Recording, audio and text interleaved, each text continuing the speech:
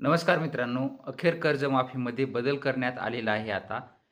कालच्या जे काही पावसाळी अधिवेशनाचा शेवटचा दिवस होता, त्या दिवसामध्ये माननीय मुख्यमंत्री साहेब यांनी प्रत्युत्तर देताना सांगितलेलं आहे, की जे काही महात्मा ज्योतिराव फुले कर्जमुक्ती योजना 2019 मध्ये झालेली होती आणि त्यांच्यामधील जे काही पात्र लाभार्थी होते, त्यांना 2,00,000च्या ऐवजी फक्त ₹50,000 दिले जातील असं सांगण्यात आलेलं होतं. ती अट आता रद्द करण्यात आलेली आहे आणि त्यांना जे काही ₹50,000 दिले जाणार होते, त्याच्याऐवजी आता त्यांना ₹2,00,000 ची कर्जमाफी दिली जाणार आहे. ही एक अट रद्द करण्यात आलेली आहे.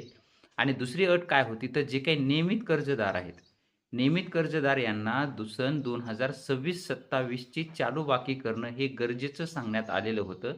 त्याच्यामधून आता त्यांना सूट देण्यात आलेली आहे. म्हणजे ज्या कोणी शेतकऱ्यांनी 26-27 मध्ये चालू बाकी केलेलं नसेल, म्हणजे यावर्षी चालू बाकी केलेलं नसेल, तरीसुद्धा ते शेतकरी या प्रोत्साहन योजनेसाठी जे काही ₹50,000 दिले जाणार आहेत, त्याच्यासाठी पात्र आहेत.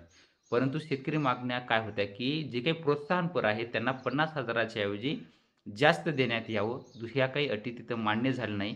फक्त 2 अटी सध्या रद्द करण्यात आलेल्या आहेत. एक महात्मा ज्योती म्हणजे 2019 मधील जे काही कर्जदार होते, त्यांना 50,000च्या ऐवजी आता 2,00,000 कर्जमाफी मिळणार आहे आणि यावर्षी जे काही चालू बाकीदार नसतील, त्यांना सुद्धा प्रोत्साहनाचा लाभ मिळणार आहे. म्हणजे 2026-27 मध्ये ज्यांनी कोणी कर्ज भरलेलं नसलं, तरीसुद्धा त्यांना आता या योजनेचा लाभ, प्रोत्साहनपर अनुदानाचा लाभ घेण्यात येणार आहे. आणखीही याच्यामध्ये काही बदल करतील का नाही करतील, कारण की रविकांत तुपकर यांच्या माध्यमातून 26 ते 27 मागण्या मान्य करणार असं त्यांनी आश्वासन दिलेलं होतं त्यांच्या बैठकीदरम्यान.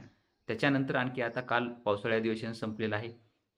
आज त्याच्यामध्ये सुट्टी 1-2 दिवस सुट्टी आहे. सोमवारी याच्यामध्ये मोठ्या प्रमाणामध्ये आणखी काही बदल होतील का, ते पाहणं गरजेचं आहे. ते बदल जर झाले तर आपण ते अपडेट याच्यामध्ये घेण्याचा प्रयत्न करणारच आहोत. धन्यवाद.